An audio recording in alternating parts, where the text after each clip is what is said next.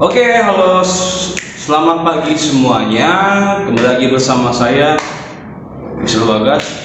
Saya ucapkan shalom. Ya, shalom. Dan kembali lagi belajar agama Kristen untuk kelas 8. Kita melanjutkan materi sebelumnya. Ada di bab 5. Kita masih di bab 5, yaitu Roh Kudus penopang hidup orang beriman. Kita akan membahas materi selanjutnya dari lanjutannya materi bab 5 ini. Ya, oke, sebelum kalian melanjutkan video ini, kalian persiapkan lebih dulu. Buat yang belum mandi silakan mandi, buat yang belum sarapan atau makan silakan makan dulu, buat yang cuci tangan, cuci muka silakan. Kalian pause dulu video ini. Oke, so kalian langsung play seperti itu. Nah, silakan buka buku kalian di halaman 39 ya. Sebelum kalian membuka atau melanjutkan video ini, kita berdoa dulu. Tuhan Yesus, sampai terima kasih Tuhan atas karena kasih-Mu dan atas karena kemurahan-Mu Tuhan mengisi siap kami. Tuhan Yesus, Tuhan kami sebentar lagi mau belajar agama Kristen bab 5. Tuhan Yesus, Tuhan kiranya Engkau sesuai kami dalam setiap pembelajaran ini, dan Engkau memberikan hikmat, pengertian, kepintaran, dan juga kecerdasan bagi anak-anak SMP dan B, dan bagi setiap pendengar video ini. Tuhan Yesus Kristus ya Bapa, urapi mulut, bibir, hati, pikiran hamba-Mu agar apa yang disampaikan semuanya berkenan di hati-Mu Tuhan Yesus, dan akuin atas setiap kesalahan kami dan dosa-dosa kami Tuhan. Kami berdoanya dalam nama Yesus ya, amin. Oke, silakan buka buku kalian di halaman 39. Nah, di sini kita akan melanjutkan materi sebelumnya, yaitu bagian D, Roh Kudus menghibur dan menguatkan. Jadi kita sebelumnya sudah belajar nih, kenapa sih adanya Roh Kudus itu yang karena kita sudah belajar dari 3 Allah Tritunggal, Allah Bapa, Anak, Tuhan Yesus, dan yang ketiga Roh Kudus. Nah, jadi dari 3 karya penyelamatan Allah yang berbeda. Jadi waktu di Allah Bapa perjanjian lama, Tuhan Yesus di waktu perjanjian baru, dan Roh Kudus dari hari pencurahan Tuhan Yesus naik hingga sampai saat ini untuk menyertai kita.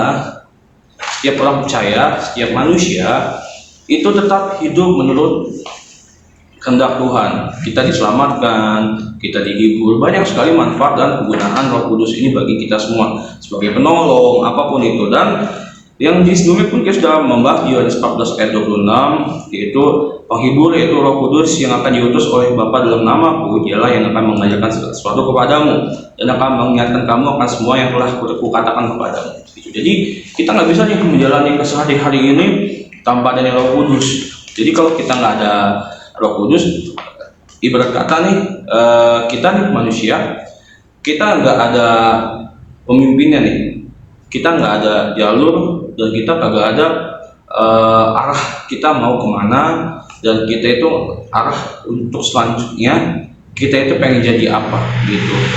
Contohnya kayak gini nih, contohnya kan misalkan saya kalau bukan karena Roh Kudus, saya nggak mungkin ada di sini gitu. Ini kan karena tuntunan Roh Kudus gitu. Jadi apapun yang kalian lakukan, kalian doa dulu, tanya sama Tuhan gitu. Tuhan, aku mau ke sini. Misalkan saya, Tuhan, aku mau kerja di sini, aku ada tawaran nyata dari SMP dan B gitu. Bagaimana Tuhan? Terus Tuhan jawab, enggak langsung jawab iya gitu, enggak. Jadi melalui beberapa orang, jadi Tuhan Yesus menyampaikan jawabannya itu melalui orang-orang sekitar gitu. Jadi setelah saya doa, terus habis itu Tuhan, aku butuh jawaban, terus orang datang memberikan penguatan, ya kamu memberikan penguatan, memberikan nasihat, kamu nggak apa-apa, kerja aja gitu, terima aja gitu di SMP dan B, jalani saja gitu. Meskipun saya kan waktu itu berlatar belakangnya ngajar SMA, tapi untuk yang khusus agama saya SMP gitu. Saya kira terima gitu. Oh, ini mungkin jawaban dari Tuhan gitu. Karena gini, kalau jawabannya nggak selamanya iya, bisa aja enggak. Contohnya kayak gini, waktu saya mau kuliah, saya mau berangkat ke kampus, saya bingung nih, Tuhan, kok mau berangkat ke kampus nih, berangkat nggak ya? Kayaknya ragu gitu. Jadi ada timbul ragu dalam hati kalian, kayak jangan gitu. Tiba-tiba modal kalian mengalami masalah gitu. Wah, nggak berangkat deh. Puji Tuhan ya, ternyata di hari mata kuliah itu saya kan cuma 1 mata kuliah dibagi 2. Kalau saya masuk, ya Saya cuma kuliah pagi jam 8, habis itu selesai jam 10, udah nggak ada kelas lagi, pulang cepet kan, kayak nongkrong sama teman main gitu. Ternyata dosanya nggak masuk pagi itu, untung belum berangkat gitu. Iya udah seneng banget gitu, jadinya nggak jadi ke kampus, jadi nggak capek-capek tenaga, capek-capek bensin, buang-buang waktu jalan sampai sono, ya nggak ada dosen. Terus ke kampus ngapain, jauh-jauh dari Cilengsi ke Jakarta. Saya kuliah di UNJ, cukup memakan waktu perjalanan panjang 1,5 jam, kalau macet 2 jam. Terus nyampe sono totonya nggak ada kuliah kan, ya kecewa sih. Untungnya kan Roh Kudus mengingatkan nggak harus selalu yang baik-baik, itu maksudnya nggak harus selalu kata iya, mungkin ada kata tidak untuk kedepannya lebih baik lagi, seperti itu. Nah itu begitu sangat kita dianugerahkan Roh Kudus itu begitu sangat penting dan nikmat yang perlu kita syukurin gitu, syukuri gitu. Jadi kalau kita nggak ada Roh Kudus, ya saya mungkin ya kalau saya waktu itu nggak tanya Tuhan, nggak ada Roh Kudus dalam hati saya, ya saya bodo amat berangkat gitu. Terus kalau saya di waktu mau mengajar di SMP Danbi, terus kalau saya nggak doa, saya mungkin bodo amat, nanti aja, saya males ngajar kayak gitu. Iya kan, semuanya itu kan karena dorongan gerakan di dalam diri kalian, ditambah jawaban dari orang-orang sekitar yang menguatkan kita, sehingga kita bisa mengambilkan kesimpulan dan kita bisa mengambil langkah seperti itu. Nah, saya harap kalian mengerti. Jadi di saat kalian ada kendala atau ada masalah, atau kalian dikasih kebimbangan dan kalian dikasih pilihan, kalian berdoa tanya Tuhan, dan Tuhan akan menjawab melalui orang-orang sekitar, melalui tanda-tanda yang Tuhan kirimkan seperti itu. Misalkan kalian bimbang nih pengen pergi atau enggak gitu, kalian doa Tuhan, aku bingung aku mau pergi atau enggak gitu. Mungkin udah lewat orang, tiba-tiba lewat cuaca hujan, puji Tuhan, untung aja belum berangkat, hujan nyata, jadi nggak jadi deh. Ya kan, jadi kan jawaban Tuhan kan banyak, bervariasi beragam gitu. Jadi karena kalian nggak jadi berangkat, jawaban Tuhan nyata enggak karena dikirimkan melalui tanda hujan itu. Jadi kalau kalian sudah hidup dalam Tuhan dan Tuhan hidup di dalammu, apapun yang kalian mintalah sama Tuhan. Kalian tanya sama Tuhan, karena Tuhan tuh sudah lebih tahu dulu ke depannya gimana. Sudah tahu. Jadi kayak gini loh. Jadi ibarat kata kalian lagi bermain game. Nah, terus pas kalian lagi main game, kalian menghadapi level yang sulit. Aduh, teka-tekinya bagaimana nih gitu. Daripada kalian ribet pusing sendiri, kan kalian nge-cheat. Istilahnya ya, istilahnya jadi biar jalan cepat pintas itu kan seru, jadi enak nih, gampang. Ya itulah gunanya Tuhan tuh, bukan nge-cheat hidup kita ya, dia enggak, karena kan nge-cheat itu kan konotasinya kan negatif, dosa gitu, curang. Nah ini enggak, karena memang Tuhan udah tahu kita, Tuhan udah tahu gimana rencana kita ke depan, ya kita tinggal tanya, simple. Nanti Tuhan akan arahin kita kemana, terus kalian mau jadi apa gitu, kalian mau bikin apa, kalian mau berkarya apa, itu kan tuh udah sediakan semuanya. Selama sama-sama ini kalian masih menjadi kaum rebahan, kalian tuh nggak tanya sama Tuhan. Tanya deh, Tuhan aku mau jadi apa ya Tuhan, tolong dong. Tiap hari doa terus, misal aku udah doa tiap hari tapi aku nggak dikasih jawabannya, ya tunggu, sabar lah. Semuanya itu ada kairosnya Tuhan, semuanya itu ada waktunya Tuhan, seperti itu. Nah, lanjutkan pembicaraan tadi di halaman 39 di bagian D, Roh Kudus menghibur dan menguatkan. Nah, di atas sudah disinggung janji Tuhan Yesus yang mengutus Roh Kudus, yang juga disebutnya sebagai penghibur, yang tadi di Yohanes 14 ayat 26 di halaman 38 yang di bagian atas. Apa artinya ini? Kalau kamu sudah sedih, bagaimana perasaan kamu? Coba tuliskan perasaan sedihmu. Nah, ini kan ada tugas, ini tugas kalian. Jadi kalian menuliskan perasaan kalian di saat kalian sedang sedih gitu. Contohnya gini, saya pernah merasa sedih di saat saya misalkan sedih diomelin oleh orang tua gitu. Jadi terus tiba-tiba aku dihibur oleh kakakku gitu. Tiba-tiba terus kalau enggak aku lagi sedih dengan siapa, tiba-tiba sedihku hilang gitu, terus aku bisa melupakan sedihku, aku ceria. Itu cetakan gitu. Jadi kesedihan kalian tiba-tiba ya berubah gitu. Itulah fungsinya Roh Kudus, menguatkan kita, menghibur kita supaya kita nggak terlalu lebih dalam ke dalam luka kita, ke dalam kesedihan kita gitu. Karena yang unsur-unsur yang negatif itu semuanya dari si jahat, si iblis, gunanya untuk menjatuhkan kalian. Kalau kalian makin terlarut dalam ketakutan, dalam kesedihan, dalam luka, kalian mentalnya down, semuanya down, mental jasmani rohani down. Nah, itulah kesukaan iblis, gampang diserang sehingga kalian menjadi depresi, kalian udah frustasi. Dari depresi ke frustasi ini kalian akan mengambil langkah selanjutnya, yaitu yang negatif. Itu kalian lakukan apapun, lari ke narkoba, kalian ke tongkrongan teman-teman yang sepergaulan, yang senasib gitu. Itu mungkin paling parahnya kalian menyakiti diri kalian sendiri, menggores badan kalian dengan apapun, atau bahkan kalian lebih parahnya kalian bunuh diri ya. Nggak boleh kayak gitu. Nah, itulah karena nggak ada Roh Kudus dalam kehidupan kalian, maka iblis gampang nyerang tuh. Lanjut, kesedihan biasanya membuat orang tidak berdaya tuh, bingung dan galau. Perasaan itu biasanya akan segera hilang apabila kita berjumpa dengan seorang teman atau sanak keluarga yang mampu menghibur kita, memberikan nasihat dan menemani kita sampai akhir kita merasa kuat kembali. Jadi di saat kita sedih, datang teman-teman yang datang, ayo terus bercanda, ngomong, ayo kamu bisa gitu. Nah, itulah fungsinya Roh Kudus itu seperti itu. Penghiburan memang selalu mengandung penguatan. Kata penghibur yang digunakan untuk merujuk kepada Roh Kudus biasanya diterjemahkan menjadi comforter gitu. Dalam bahasa Inggris, kata comfort yang merupakan akar kata comforter berasal dari dua kata bahasa Latin, come, bersama-sama, forte, yaitu kekuatan gitu. Jadi dapat kita simpulkan bahwa kata comfort atau menghibur itu artinya datang dan hadir bersama dengan orang yang berduka atau mengalami kemalangan untuk menguatkannya. Inilah kata Roh Kudus dalam orang Kristen gitu. Jadi kata Roh Kudus ini mengandung arti penghiburan. Penghiburan itu berasal dari kata Inggris tadi, kalau dari bahasa Inggris ke Latinnya comforter, comfort, calm dan forte gitu. Itu artinya bersama-sama dan menguatkan. Seperti itu. Jadi saling menguatkan. Ya peran Roh Kudus di dalam gereja dan umat.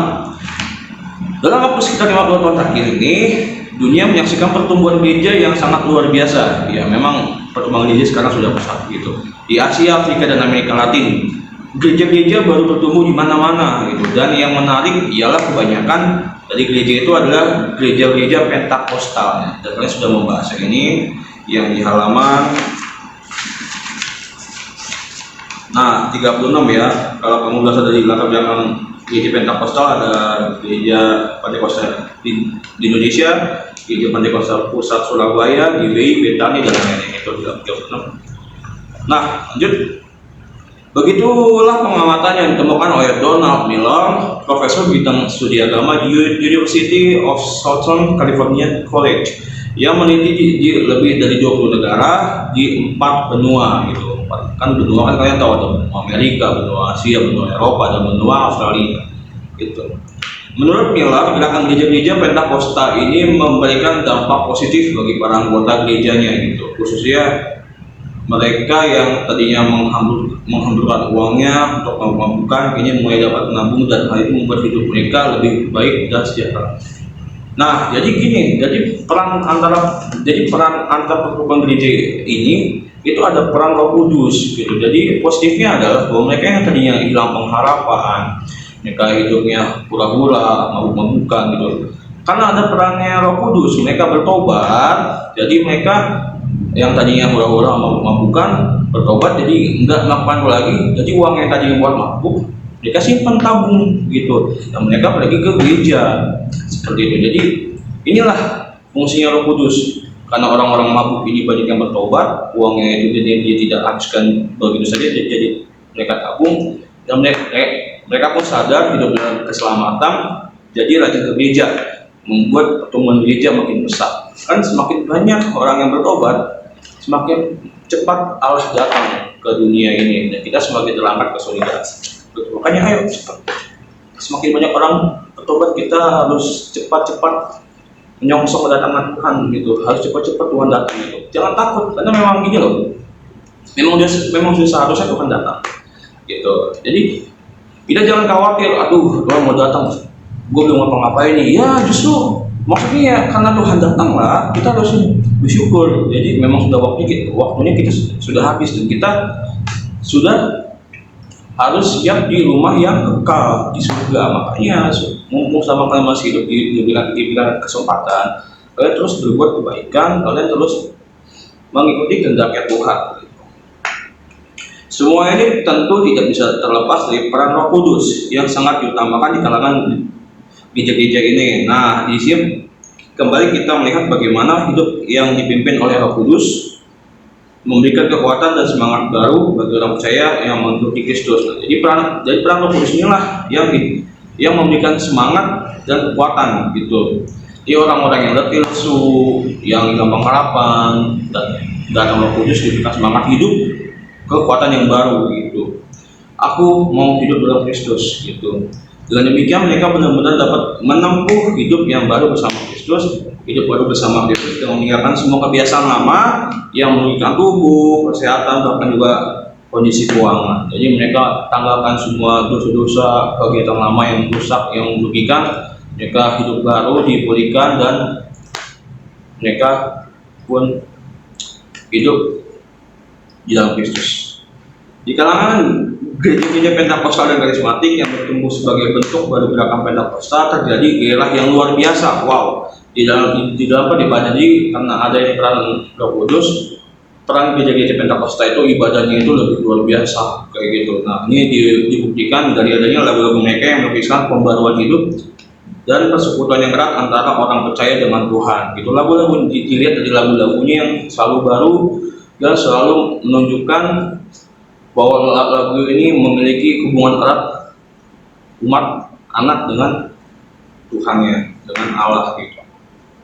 Ini lagu-lagu tersebut juga dinyanyikan oleh orang-orang Kristen dan gereja-gereja yang lain, tidak terbatas hanya gereja-gereja Pentakosta saja. Jadi memang kita tidak perlu pusing dan memang tidak dipungkiri lagi bahwa lagu-lagu yang semakin diperbarui ini nanti semuanya akan mengikuti, semuanya akan pakai gitu. Jadi jangan sampai gereja yang lama bilang kita tetap masih megang lagu-lagu lamanya, silahkan, tapi tetap ada lagu pembaruan gitu, lagu yang baru. Karena kenapa? Angguranya selalu baru setiap hari, setiap pagi, dan kita pun semakin dimajukan oleh pembaruan yang dikasih oleh Allah. Nah, sehingga pembaruan yang selalu baru ini menciptakan lagu yang baru-baru sebagai tanda ucapan syukur kita, penyembahan Tuhan. Nah, itulah kita nggak boleh kaku. Jadi kita harus mengikuti gitu. Jadi kalian harus banyak mendengarkan lagu rohani, memperbanyak lagu rohani di handphone kalian. Kalian bisa download YouTube lagu rohani, lagunya Worshipper, CPCC, NDC, siapapun itu, jangan diperbanyak. Jadi sehingga kalian lagunya nggak cuma itu aja. Jadi jadi semakin banyak perbendaharaan lagu kalian semakin banyak mengekspresikan diri kalian kepada Sang Pencipta. Lanjut. Nah, ini ada lagunya. Roh Kudus hadir di sini. Nanti kita nyanyikan. Nah, rangkuman. Tuhan Yesus berjanji kepada murid-muridnya bahwa Ia akan mengutus Roh Kudus sebagai penggantinya. Roh Kudus, Roh penghiburan. Inilah yang akan mendampingi murid-murid Tuhan dari masa gereja perdana bahkan hingga sekarang ini. Kehidupan orang-orang Kristen yang setia kepada Yesus Kristus yang tercatat di sepanjang masa menunjukkan bagaimana orang Kristen dan gereja mampu bertahan dalam berbagai tekanan dan penderitaan yang berat karena pendampingan dan penguatan dari Roh Kudus. Dari masa pencurahan, penyebaran pemberitaan Injil, peran Roh Kudus yang penting yang menguatkan para penginjil dan yang menguatkan atas sama gereja ini sehingga banyak yang bertahan dan banyak yang bertumbuh. Di masa kini kita juga dapat menyaksikan pendampingan Roh Kudus lewat perubahan hidup di kalangan umat dan pendukung gereja di berbagai tempat di seluruh dunia. Jadi peran Roh Kudus ini selain menguatkan, dia yang merubah kayak gitu. Pembaruan orang yang tadinya orangnya buruk jadi baik. Nah, lihat evaluasi bagian hanya tugas kalian nih. Menurutmu siapa Roh Kudus itu dan apa perannya dalam kehidupan orang Kristen? Ini jawabannya ada semua. Sebutkan beberapa contoh pekerjaan Roh Kudus yang dapat kamu temukan di dalam Alkitab. Jadi ada kok. Jadi kayak contohnya saya kasih contoh ya, peran Roh Kudus yang dapat kamu temukan di dalam Alkitab itu Paulus gitu. Jadi Roh Kudus ini lah yang menguatkan Paulus untuk memberitakan Injil di Roma, di Korintus, di Galatia, seperti itu.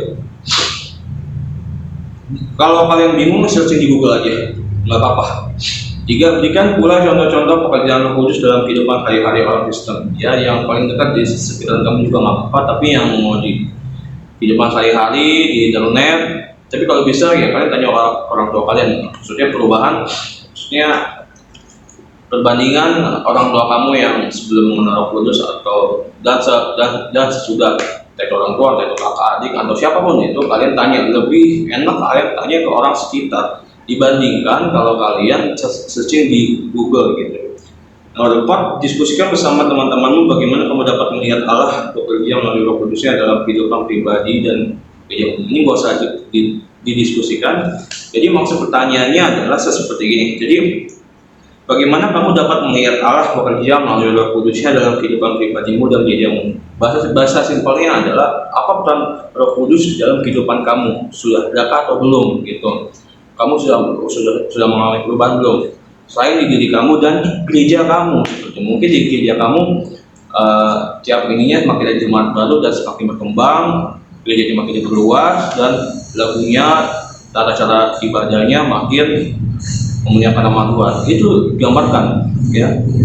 Kalau masih ada yang kurang paham, silahkan tanyakan ke saya, karena ini memang bahasanya agak berat seperti itu. Makanya saya adanya video ini supaya kalian bisa memahami. Oke, terakhir simpan kita sebelum untuk doa, kita nyanyikan Roh Kudus, Roh Kudus hadir di sini. Saya suka ketukar sama lagu Roh Kudus kau hadir di sini, Roh Kudus hadir di sini. Lihat dua kata Roh Kudus hadir di sini. Ya sama-sama nyanyikan ya. Terus sebelum kita tutup dalam doa, kalian bisa melihat liriknya di bagian F. Ada halaman 40 yang paling bawah, Roh Kudus ada di sini. Roh Kudus hadir di sini, mengalir di bait suci, perkara ajaib terjadi, kuasa mukjizat nyata.